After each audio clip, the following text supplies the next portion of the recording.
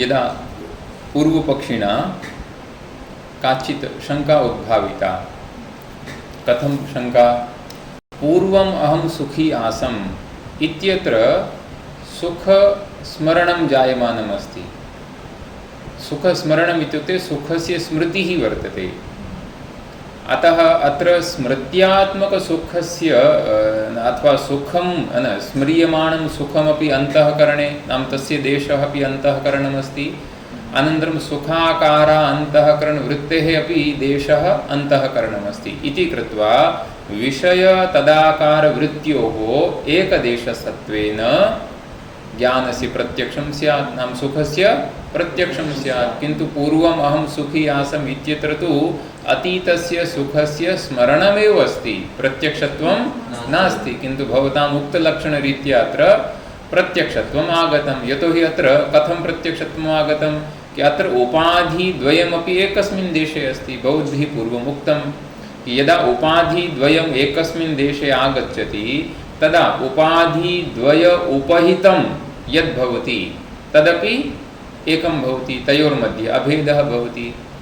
इदानीम् उपाधिद्वयम् अत्र एकस्मिन् देशे अस्ति, नियमेन एकस्मिन् देशे अस्ति, है न। स्वस्य सुखविषये स्वस्य सुखं सर्वदा स्वयमेव अनुभूयते, अतः स्वस्य सुखं सर्वदा अन्तःकरणे एव अस्ति। सुखाकार अन्तःकरणवृत्तिरपि अन्तःकरणे अस्ति इति कृत्वा अत्र एतद् उपाधिद्वयमपि एकस्मिन् देशे अस्ति। इदानीम् उपाधिद्वयस्य एकस्मिन् देशे सत्वात् उपधेययोर्मध्ये अभेदः भवति, तर्हि सुखस्य प्रत्यक्षं स्यात्। तदा समाधानं कथम् उक्तं? समाधानद्वयम् उक्तम्। एकं समाधानं तु प्रथमं तु एवम् उक्तं कि वस्तुतः अत्र कालभेदः वर्तते। कालभेदः वर्तते कि यद्यपि अत्र उपाधिद्वयस्य स्थानमेकमेव अस्ति, किन्तु कालस्य भेदः वर्तते। नाम स्मर्यमाणसुखस्य अतीतकालत्वं वर्तते, सुखाकारान्तःकरणवृत्तेः वर्तमानकालीनत्वं वर्तते इति कृत्वा कालभेदेन वस्तुतः अत्र द्वयोः अभेदः न भवति, है न। यदि एवं लक्षणं करणीयं कि भवतु नाम भिन्नकालीनमपि भवतु, है न। भिन्नकालीनमपि यदि उपाधिद्वयम् एकस्मिन् स्थाने आगच्छति तर्हि तद् उपहितचैतन्ययोर्मध्ये अभेदः भवति इत्येव यदि लक्षणं करणीयं तर्हि अत्र एकं लक्षणे वयम् एकं विशेषणदलं योजयामः, विषयस्य एकं विशेषणं दद्मः। तर्हि अस्माकं लक्षणम् आगच्छति अन्तःकरणवृत्त्यवचिन्नचैतन्यस्य, नाम प्रमाणचैतन्यस्य अन्तःकरणवृत्त्यवचिन्नचैतन्यस्य वर्तमानविषयावचिन्नचैतन्येन सह अभेदः इति लक्षणम् आगतमस्ति। एतस्य उपरि पुनः पूर्वपक्षी शङ्कां करोति। कथं करोति? तद् स एवं वदति,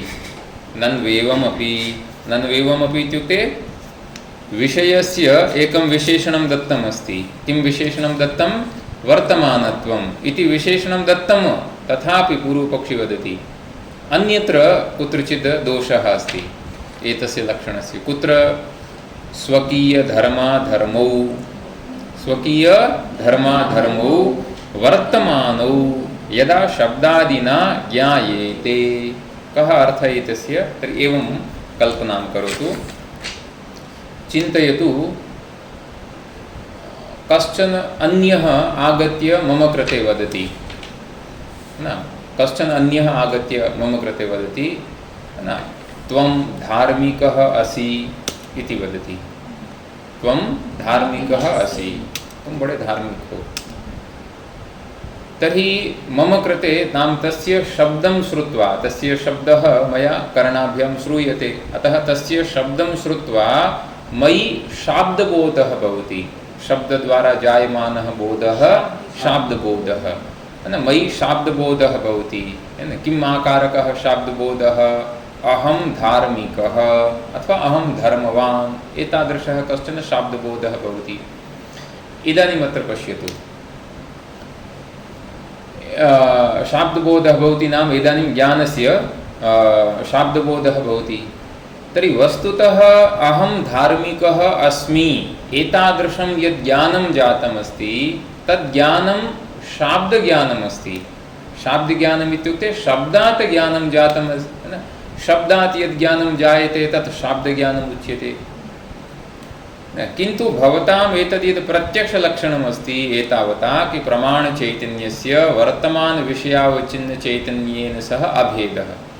एतस्य ज्ञानगतप्रत्यक्षलक्षणस्य शाब्दबोधे अतिव्याप्तिः भवति।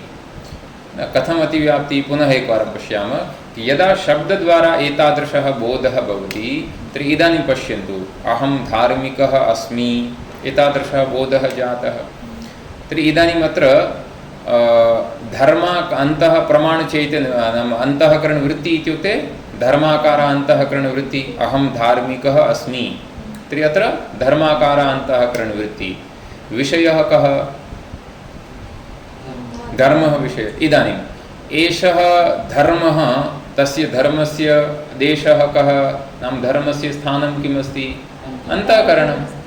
धर्माकार अन्तःकरणवृत्तेरपि स्थानं किमस्ति? अन्तःकरणं। द्वयोः एकदेशः आगतः।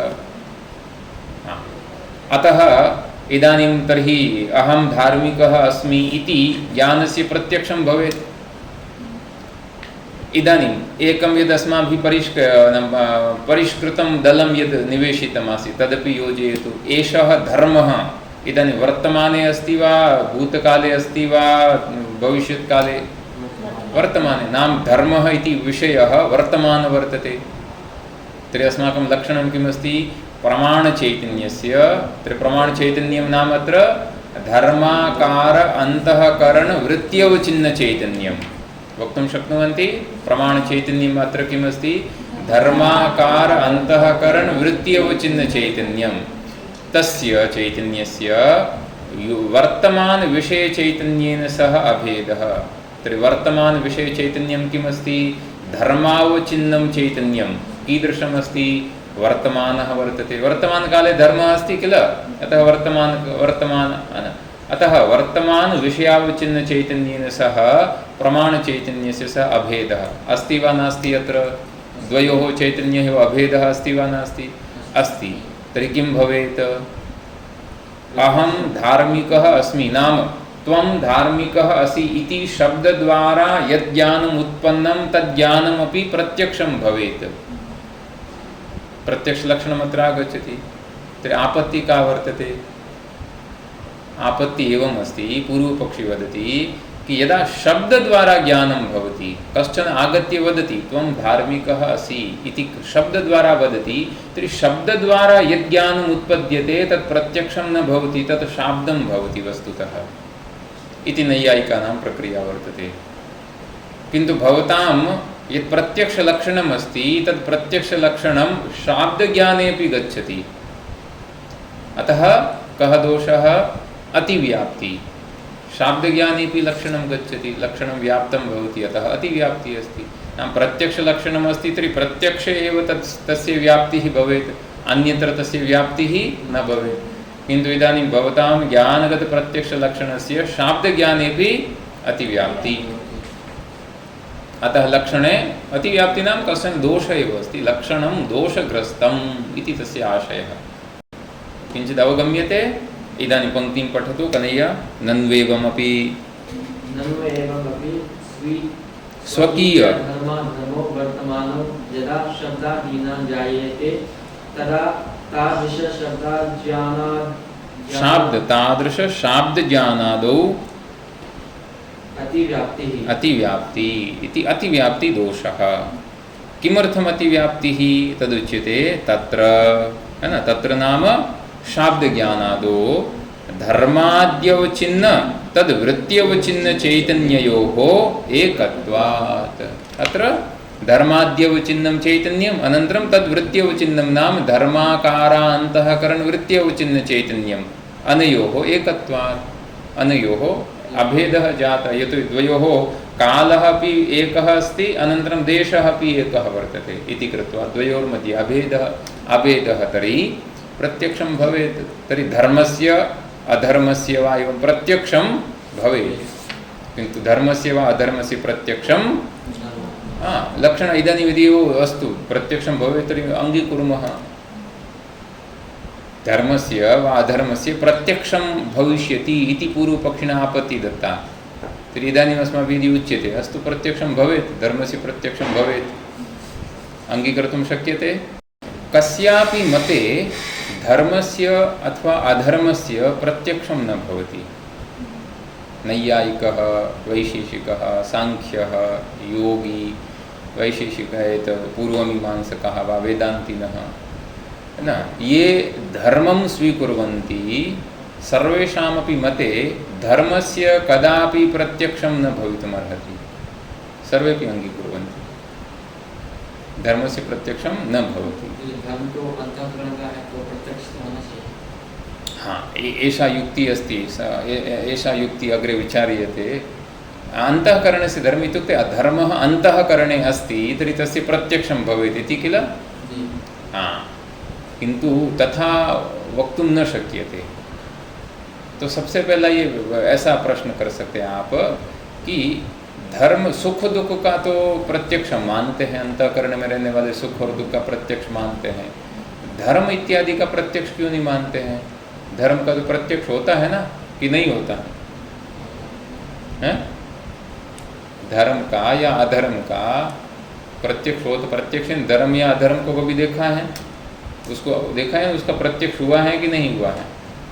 धर्म यानी यहाँ पर धर्म का अर्थ यही है ना, वेदेन प्रयोजनम उद्देश्य विधीयमानः अर्थः धर्मः स एव धर्मः।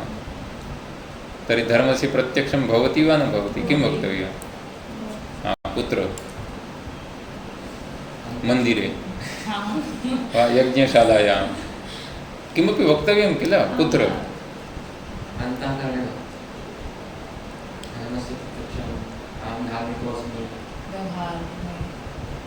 नहीं, प्रत्यक्ष जब हम कहेंगे ना, प्रत्यक्ष जब हम कहेंगे तो प्रत्यक्ष का साधन क्या है?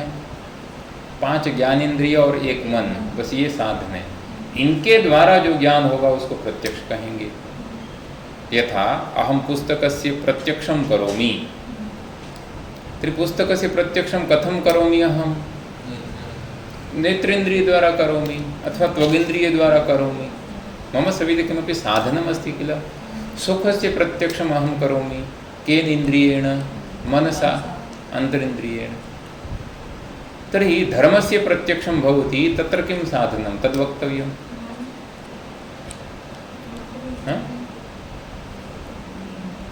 नहीं आ रहा है वो किंतु विचारं कुर्वन्तु, किमपि वदन्तु। कोई युक्ति है तो वो कहिए, तो उससे आपको विषय और स्पष्ट होगा। अच्छा, आँख इत्यादि से क्यों नहीं कर सकते हैं? धर्म का प्रत्यक्ष नहीं होता है। धर्म कोई वस्तु तो नहीं है। याग इत्यादि हो रहा है, प्रत्यक्ष होता है कि नहीं होता है? पर वो धर्म नहीं है, वो क्रिया है। हाँ, याग इत्यादि हैं, संध्या वंदनमस्ति वा दान कार्यमस्ति, किमपि शुभ कार्यमस्ति, तत् सर्वापि धार्मिक क्रिया वर्तते। सः धर्मः नास्ति, धर्मः तत् क्रिया द्वारा उत्पद्यते। याग द्वारा धर्मस्य उत्पत्तिः भवति, यागः धर्मः नास्ति, किन्तु याग द्वारा धर्मस्य उत्पत्तिः भवति इति कृत्वा यागः अपि धर्मः, यागादिरेव धर्मः इति व्यवहारः अस्ति। मीमांसकानां वचनमपि अस्ति, यागादिरेव धर्मः इति। यतोहि सः यागः धर्मस्य साधनमस्ति। अतः कदाचित् साधने अपि साध्यस्य कथनं प्रयोगः भवति। अतः धर्मस्य धर्मजन्य नहीं, धर्मजनक क्रियायाः प्रत्यक्षं भवितुम् अर्हति,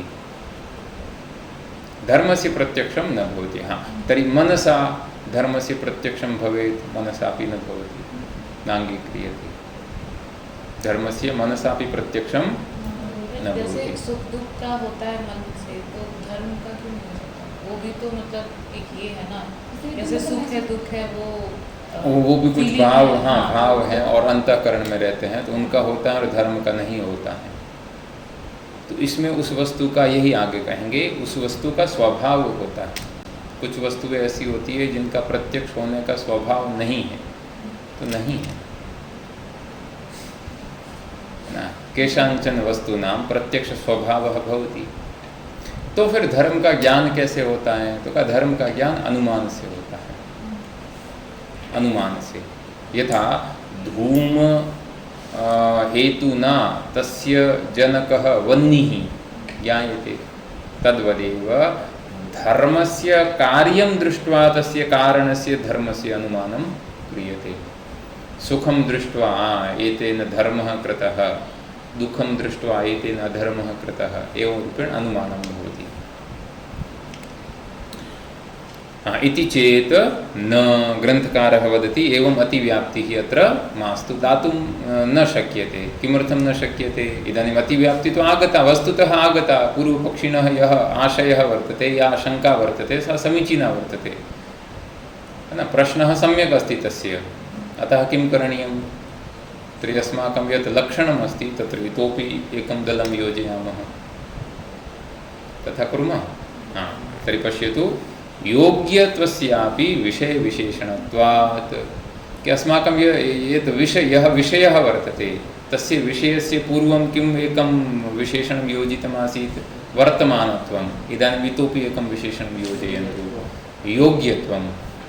तर्हि योग्यवर्तमानविषयः इदानीम् एवम् आगच्छति। तर्हि अस्माकं लक्षणं किं जातं? प्रमाणचैतन्यस्य योग्यवर्तमानविषयचैतन्येन सह अभेदः। कि प्रमाणचैतन्य का जो विषय प्रत्यक्ष होने के योग्य हो और जो विषय वर्तमानकालीन हो, ऐसे विषय चैतन्य के साथ में जब प्रमाण चैतन्य का अभेद होता है तब ज्ञान का प्रत्यक्ष होता है। अतः अत्र अस्माभिः एकं योग्यत्वम् इति एकं विशेषणं योजितम्। अब आपका प्रश्न है आरुषि का कि ये अंतःकरण है, उस अंतःकरण में सुख दुख रहते हैं, काम संकल्प, है ना, चिकित्सा नाम संशय, श्रद्धा श्रद्धा, धीहि भीहि, धर्मः अधर्मः, एते सर्वेपि अंतःकरणे भवन्ति। इदानीम् अंतःकरण धर्मेषु सुख दुख काम इच्छादीनां तु प्रत्यक्षं भवति, धर्म अधर्म एतेषां प्रत्यक्षं न भवति। किमर्थं न भवति? किमपि वक्तव्यं किल, कारणं तु वक्तव्यं। तदेव कि अंतःकरण धर्मत्व अविशेषेपि, एते सर्वेपि अंतःकरणस्य धर्मः सन्ति।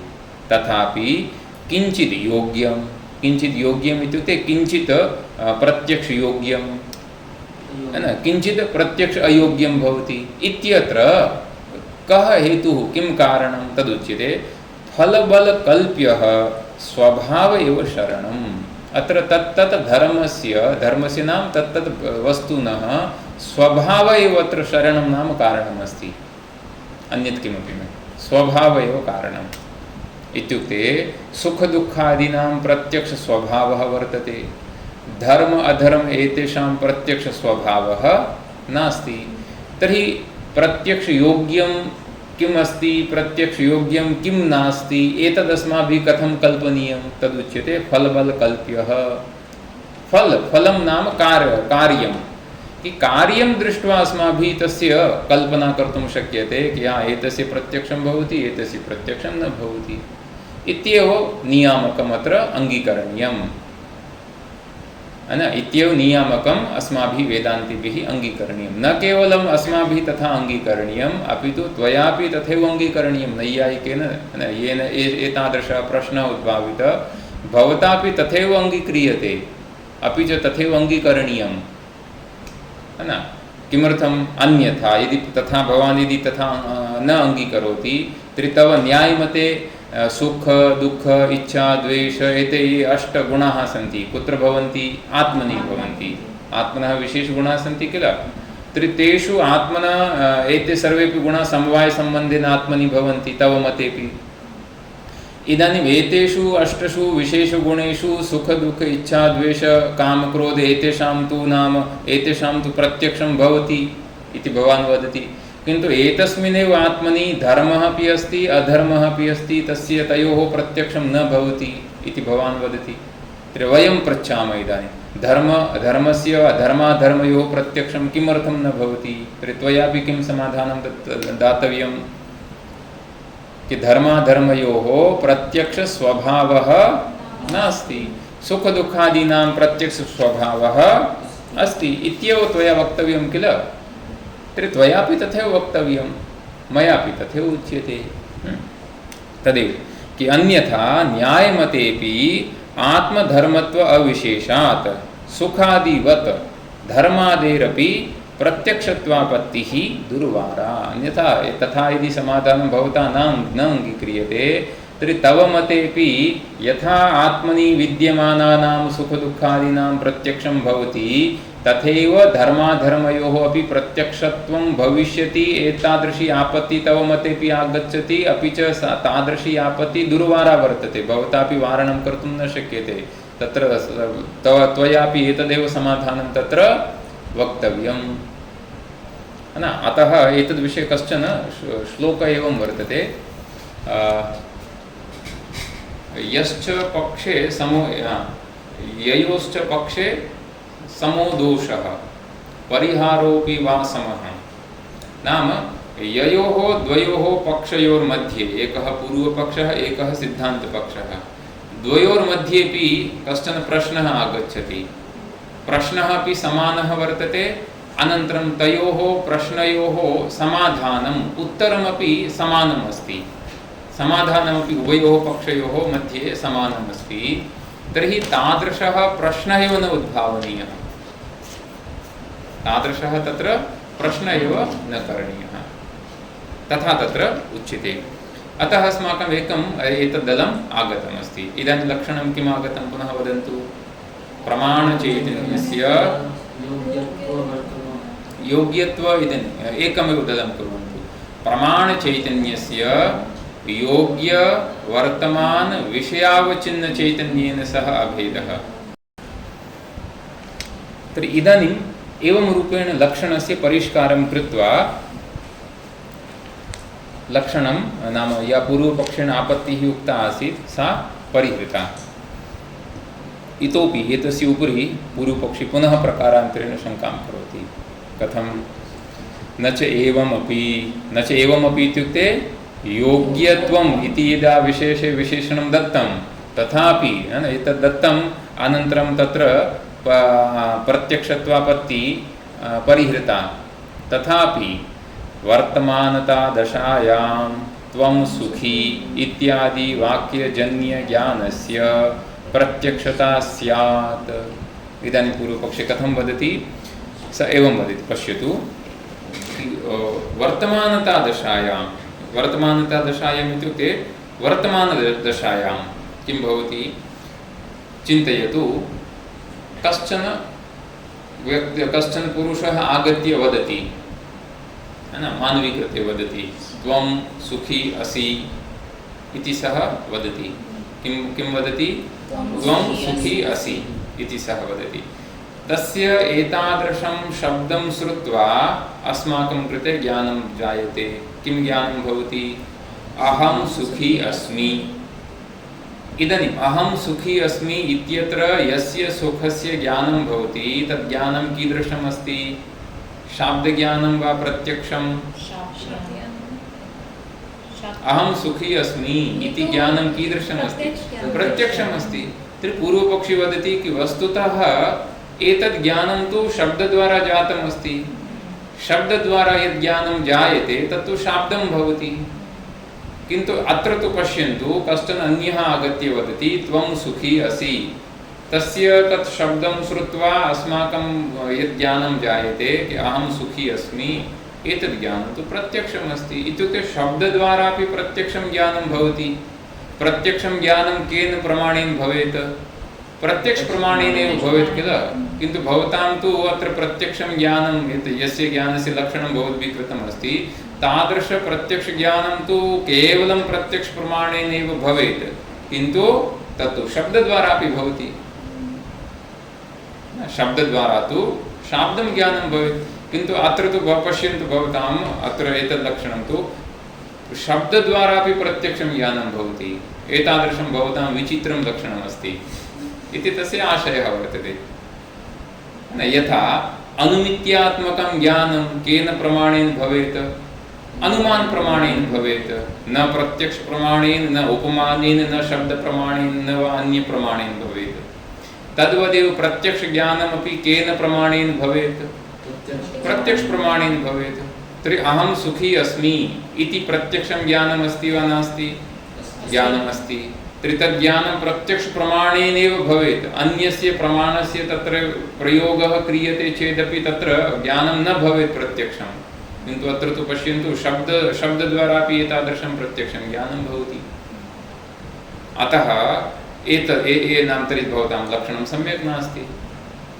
तदेव सः वदति कि न च एवमपि वर्तमानतादशायां न वर्तमानकाले त्वं सुखी इति किमपि वाक्यं श्रुत्वा वाक्यजन्यज्ञानस्य नाम सुखशाब्दबोधस्य प्रत्यक्षता स्यादिति। प्रत्यक्षता नाम तत्रापि एतस्य ज्ञानस्यापि प्रत्यक्षत्वं भविष्यति इति न वाच्यं सिद्धान्ती वदति। पूर्वपक्षिणा एवं न वाच्यं, त्वया एवं न वक्तव्यं।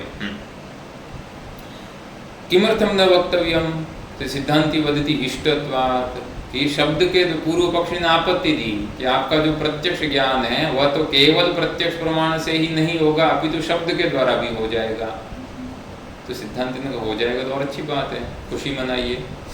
इष्टत्वात्, ये तो हमें इष्ट ही है, नाम शब्द द्वारा भी प्रत्यक्षं ज्ञानं भवति, तद् अस्माकं कृते इष्टम् अस्ति, है ना। अतः यद् इष्टम् अस्ति तत्र आपत्तिः दातुं न शक्यते, तत्र आपत्तिः दातुं न शक्यते ना। भगवान विष्णु के ऊपर यदि कहीं कोई ऐसा सांप वगैरह आ जाए, है ना, या कोई ऐसा भस्म वगैरह आ जाए, तो भगवान आपके थोड़ा वस्त्र मैले हो गए, आप थोड़ा सुंदर नहीं लग रहे, सांप हटा दीजिए, और शंकर जी के ऊपर का नाम भस्म और डाल दीजिए, वो और ही सुंदर लगेंगे। हम मैं नहीं कह सकते नहीं नहीं आप थोड़ा अच्छे नहीं लग रहे। इष्टमेव अस्ति तत्तु। अतः यस्य कृते यद् वस्तु इष्टं भवति तत्र सः दोषः दातुं न शक्यते। अतः वेदान्ती अत्र वदति एतत् तु इष्टमेव अस्ति। कथम् इष्टम् अस्ति? तर्हि स एवं वदति, दशमः त्वमसि, है ना, संधिकार्यं कृत्वा दशमस्त्वमसि इत्यादौ, नाम एतत् इत्यादि किमपि वाक्यम् अस्ति, तत्र सन्निकृष्ट विषये शब्दात् अपि अपरोक्ष ज्ञान अभ्युपगमात्। कः अर्थः? कि अस्माकं वेदांत सिद्धान्ते शब्दात् यदा ज्ञानं भवति, नाम शाब्दबोधः यदा भवति, तर्हि तस्य शाब्दबोधस्य विषयः यदि सन्निकृष्टः वर्तते तर्हि तत्र शब्दात् अपि प्रत्यक्षं ज्ञानं भवितुम् अर्हति इति वयम् अङ्गीकुर्मः।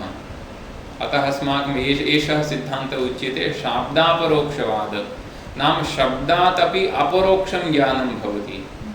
तो उसको समझने के लिए ऐसा है कि जो शब्द है उस शब्द के द्वारा जो दो प्रकार का ज्ञान उत्पन्न होता है। एक प्रत्यक्ष यानी जिसको हम अपरोक्ष ज्ञान कहते हैं, और दूसरा है परोक्ष ज्ञान। तो शब्द के द्वारा दो प्रकार का ज्ञान उत्पन्न हो सकता है। कदाचित शब्द द्वारा परोक्षं ज्ञानं भवति, कदाचित अपरोक्षं ज्ञानं भवति। इदानीं परोक्षं ज्ञानं कदा भवति, अपरोक्षं ज्ञानं कदा भवति? तर्हि एवं वक्तव्यं कि यदि तस्य शब्दस्य विषयः अव्यवहितः वर्तते तर्हि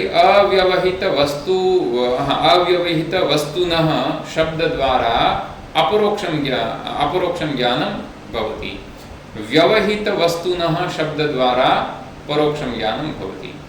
उदाहरणेन पश्यामः, अहम् एकस्य शब्दस्य उच्चारणं करोमि, है ना, कि भालकातीर्थे अथवा तत्र गीतामन्दिरे, न गीतामन्दिरे, गीतामन्दिरस्य पार्श्वे वृक्षस्य उपरि पञ्चफलानि सन्ति, एतादृशं किमपि वाक्यमस्ति। शब्दः श्रुतः भवद्भिः, शब्दं श्रुत्वा कश्चन बोधः जातः। कः बोधः? कि गीतामन्दिरसविधे तत्र वृक्षस्य उपरि पञ्चफलानि सन्ति इति ज्ञानं जातं, नाम फलविषयकं ज्ञानं जातम्। एतद् ज्ञानं परोक्षम् अस्ति वा अपरोक्षं? परोक्षं वक्तव्यम्। एतद् परोक्षमेव अस्ति। किमर्थं परोक्षम् अस्ति एतद् ज्ञानं? बहुत सरल है। परोक्ष इसलिए है क्योंकि अनुमान है। इस ज्ञान का विषय क्या है? फल, 5 फल हैं। वो फल अभी आपके इंद्रियों के सन्निकृष्ट नहीं है, उस फल को अभी आप यहाँ बैठे बैठे नहीं देख सकते हैं। कोई योगी हो तो योग से सन्निकर्ष से देख सकता है, तो फिर उसको प्रत्यक्ष होगा। और अभी हम ऐसे योगी तो है नहीं, है ना, क्योंकि उस ज्ञान का जो विषय है वह विषय अभी इंद्रिय सन्निकृष्ट नहीं है, इसलिए वह परोक्ष ज्ञान है। ठीक है। अब दूसरा उदाहरण ले लेते हैं शब्द के द्वारा। आप ऐसे किसी व्यक्ति की कल्पना करिए जिसको आपने अभी देखा नहीं है, लेकिन आपने नाम सुना है, कोई भी बता दीजिए। अब आप ऐसी कल्पना कर लीजिए, मान लीजिए कि आपने गुजरात के मुख्यमंत्री, उनका ही हम ले लीजिए, शिक्षा मंत्री ले लीजिए। अब इधर गुजरात राज्य है तो शिक्षा मंत्री तो कोई कोई तो है, आपने सुना है, नाम भी सुना है, इधर उधर होर्डिंग्स में नाम सुने हैं। ठीक है। मान लीजिए कि संयोग से वो यहाँ आ जाए, यहाँ आकर बैठे हैं मान लीजिए, आपको नहीं पता है कि ये कौन है, आपको नहीं पता है। अब मैं ऐसा कहता हूँ कि यह गुजरात के शिक्षा मंत्री अमुक है। इस शब्द से आपको ज्ञान हुआ कि नहीं हुआ? ज्ञान हुआ। अब शब्द से जो आपको ज्ञान हुआ वह प्रत्यक्ष है कि परोक्ष है? क्यों प्रत्यक्ष है? हाँ, कि इस ज्ञान का जो विषय है वह विषय अभी आपके इंद्रियों के सन्निकृष्ट है, इसलिए। अतः वेदांत सिद्धांते शब्द द्वारा द्विविधमपि ज्ञानं भवितुम् अर्हति, कदाचित् परोक्षं भवति, कदाचित् प्रत्यक्षं भवति। अतः ग्रंथकारः वदति कि यदि कदाचित् एवम् आगत्य वदति त्वं सुखी असि इति वदति, तर्हि तस्य शब्दद्वारा अहं सुखी अस्मि इत्याकारकं यद् ज्ञानं भवति तद् ज्ञानं प्रत्यक्षं भवति, तर्हि इष्टमेव अस्ति, वयम् अङ्गीकुर्मः। यतोहि अत्र अहं सुखी अस्मि इत्यत्र ज्ञानस्य विषयः कः? सुखं। तत् सुखम् अस्माकं कृते सन्निकृष्टं वर्तते। सन्निकृष्टं नाम इन्द्रियसन्निकृष्टं वर्तते, निकटे अस्ति। सुखं तु अन्तःकरणे एव अस्ति किल, निकटे अस्ति। अतः शब्दादपि अपरोक्षं ज्ञानं भवति। तत्र अत्यन्तं प्रसिद्धम् उदाहरणमस्ति एतत् दशमः त्वमसि, दशमः त्वम् असि। पंचदशी नाम का एक ग्रंथ है, वेदांत दर्शन में बहुत प्रसिद्ध है। किसने लिखा है? विद्यारण्य स्वामी ने। हाँ, लगभग 10वीं या 12वीं शताब्दी के आसपास का होगा ग्रंथ। विद्यारण्य स्वामी के द्वारा श्रृंगेरी मठ के वो शंकराचार्य रहे हुए थे, उन्होंने पंचदशी नाम का ग्रंथ लिखा। उसमें और अन्य भी शंकराचार्य जी के जो ग्रंथ हैं उसमें ये उदाहरण आता है दशमत्वमसि। तो उसमें पंचदशी में तो पूरी उन्होंने कथा दी है ना। तो कथा का सार क्या है? तो सार ऐसा है कि गुरुकुल में विद्यार्थी पढ़ते हैं, है ना। तो एक दिन ऐसे, है ना, 15, 16, 2 दिन की छुट्टी थी ना, तो हॉस्टल में से कुछ विद्यार्थी हैं, वो गीता मंदिर गए होंगे, नहाने, समुद्र तट नहाने गए होंगे, घूमने गए। 10 विद्यार्थी गए, हॉस्टल में पूरी एंट्री करके गए थे। हाँ, 10 विद्यार्थी जा रहे हैं। इदानीं तत्र सम्यक् रूपेण आदिनं भ्रमणं कृतं, नद्यां स्नानमपि कृतं, इदानीं पुनः आगन्तव्यमस्ति। तर्हि इदानीं गणना क्रियतां, गिनती कर लेते हैं, जितने आए थे उतने ही वापस जा रहे हैं कि कुछ कम ज़्यादा हो गए। ज़्यादा की संभावना नहीं है, कम की होती रहती है नदी में। हाँ, तर्हि गणयन्ति ते तत्र, किंतु यह गणयति सह अज्ञान कारणेन आत्मानं विहाय अन्यान् गणयति। अपने को छोड़कर 1, 2, 3, 4, 5, 6, 7, 8, 9 इत्येव सः गणयति। ओहो, 9। एकः कुत्र?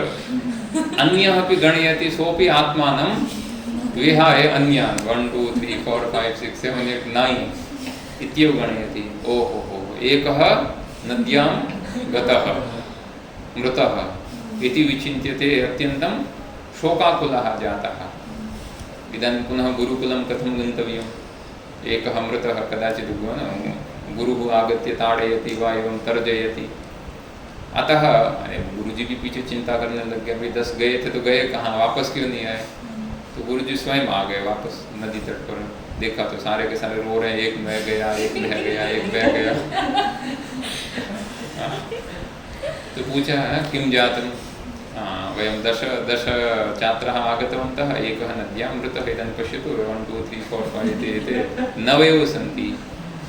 तो गुरुजी तो एक बार ही समझ गए, अच्छा मामला ये है। तो अच्छा 9 है ना, फिर उसको है ना उसकी तरफ अंगुली दे, जो गिन रहा था उसके दशमः त्वमसि, दशवा तुम ही हो। तो गुरु के उस वाक्य को सुनकर, दशमः त्वमसि, उस वाक्य को सुनकर इस व्यक्ति को जो गिन रहा था उसको क्या ज्ञान हुआ? अहम दशमः अस्मि, ऐसा उसको ज्ञान हुआ। ये ज्ञान किसके द्वारा हुआ? शब्द के द्वारा हुआ। शब्द के द्वारा ऐसा ज्ञान ये कौन सा है? शाब्द ज्ञान है, ये प्रत्यक्ष है? प्रत्यक्ष है। ये ज्ञान प्रत्यक्ष है। अतः एते वदन्ति कि शब्दादपि अपरोक्षं ज्ञानं प्रत्यक्षं ज्ञानं भवति इति अस्माकं सिद्धान्तः वर्तते। दशमः त्वमसि इत्यादो किमर्थं प्रत्यक्षमस्ति? सन्निकृष्ट विषये कि दशमः अहम अस्मि, इस ज्ञान का विषय क्या है? विषय मैं ही हूँ। तो सन्निकृष्ट विषये शब्दादपि अपरोक्ष ज्ञान अभ्युपगमात् नाम स्वीक्रियते। अतएव हमारे मत में ऐसा हम स्वीकार करते हैं, अतएव पर्वतो वह्निमान् पश्यतु, पर्वतो वह्निमान् इत्याकारकम् एकं ज्ञानम् अस्ति। एतद् ज्ञानं न्यायमते कीदृशम् अस्ति? पर्वतो वह्निमान् अनुमित्यात्मकं ज्ञानम् उच्यते।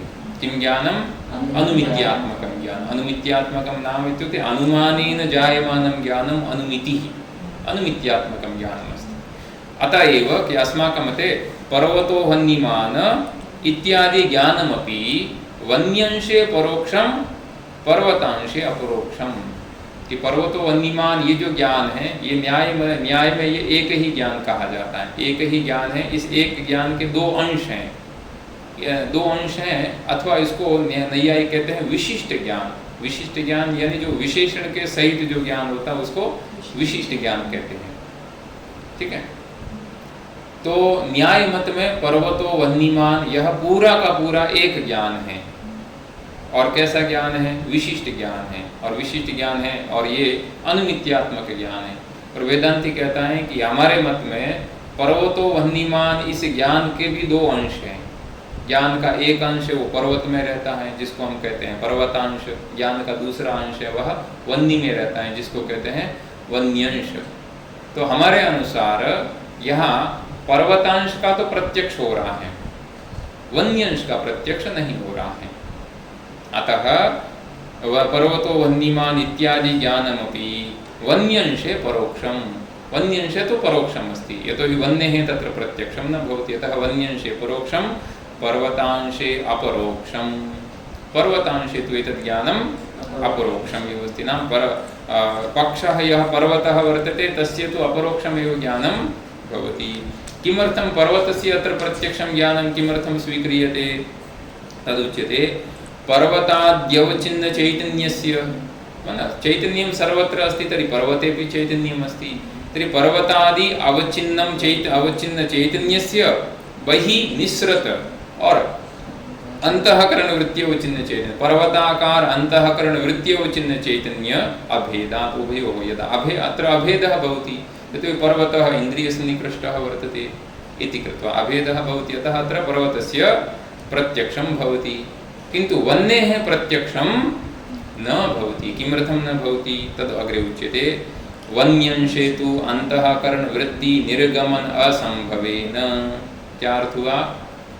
कि वह सामने जो पर्वत में वन्नी है, उस वन्नी में तो जो हमारी जो वन्याकार अंतःकरण वृत्ति है, वो अंतःकरण वृत्ति अंतःकरण में उत्पन्न तो होती है, पर यहाँ से अंतःकरण से बाहर नहीं निकल पाती है। क्यों बाहर नहीं निकल पाती है? क्योंकि सामने जो वन्नी है उस वन्नी का इंद्रियों के साथ में सन्निकर्ष नहीं है। इसलिए वन्याकार अंतःकरण वृत्त्यवचिन्न चैतन्य और सामने जो वन्नी में रहने वाला चैतन्य है उसको क्या कहेंगे? वन्यवचिन्नम चैतन्यम। अनयोः उभयोः चैतन्ययोः अभेदः न भवति। न भवति तर्हि प्रत्यक्षमपि न भवति। तदेव उच्यते वन्यंशे तु अंतःकरण वृत्ति निर्गमन असंभवेन वन्यवचिन्न चैतन्यस्य प्रमाण चैतन्यस्य च परस्परं भेदात् उभयोः चैतन्ययोः भेदः एव अस्ति। भेदः अस्ति तर्हि प्रत्यक्षं न भवति। कस्य प्रत्यक्षं न भवति? वह्नेः प्रत्यक्षं न भवति। पर्वतस्य तु प्रत्यक्षं भवति। तथा च अनुभवः, तथा च अस्माकम् अनुभवः अपि अस्ति। कः अनुभवः? पर्वतं पश्यामि वह्निम् अनुमिनोमि, नाम वह्नि विषयकम् अनुमानं करोमि। है ना। न्यायमते तो किं भवति, न्यायमते तो एवं भवति कि पर्वतम अनुमिनोमि इति अनुव्यवसायापत्तिः। न्याय मत में तो पर्वतम अनुमिनोमि, इस एक ज्ञान में वन्नी का तो अनुमान कर ही रहे हैं, पर्वत का भी अनुमान करना पड़ता है, जबकि पर्वत तो प्रत्यक्ष दिखाई दे रहा, तो उसके अनुमान की क्या आवश्यकता है ये ना? अतः न्यायमते पर्वतो वह्निमान् इति एकं विशिष्टं ज्ञानमस्ति। विशिष्टं ज्ञानम् इत्युक्ते तत्र पर्वतः इति विशेष्यः वर्तते, वह्निः तत्र विशेषणम् अस्ति। तर्हि विशेषण विशेष्य सहित यहाँ ज्ञान हो रहा है ना। और वह्नि और पर्वत, इन दोनों का जो संबंध है, विशेष्य विशेषण संबंध है, उस संबंध के सहित वहाँ ज्ञान होता है, इसलिए उसको विशिष्ट ज्ञान कहते हैं। अतः तेषां मते तु तथा आपत्तिः आगच्छति। एतस्य विषये किञ्चित् इतोपि अग्रे अस्ति, तद् वयम् अग्रिमकक्षायां पश्यामः।